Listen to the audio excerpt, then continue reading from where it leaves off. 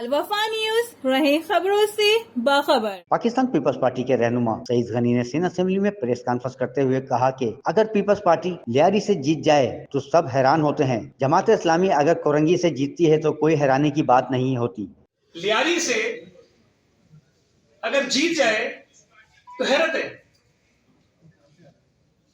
جماعت اسلامی کورنگی سے جیت جائے تو کوئی حیرت کی بات نہیں۔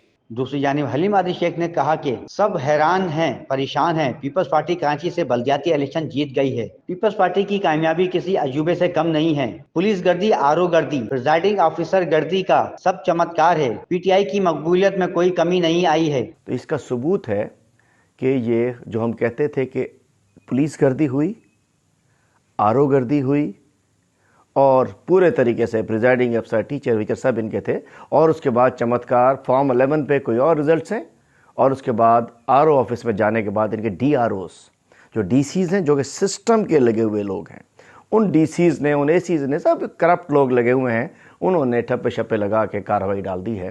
تو یہ انجینئرڈ مینیپولیٹڈ الیکشنز ہیں جن کو، اور ان کی لائف بھی بڑی کم ہے، بڑی کم لائف ہے اس الیکشن کی، چونکہ یہ غیر آئینی بھی ہیں۔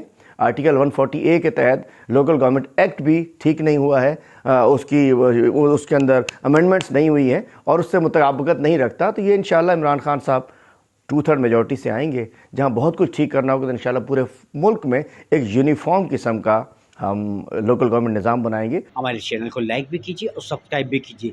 دیکھتے رہیے الوفا نیوز کراچی۔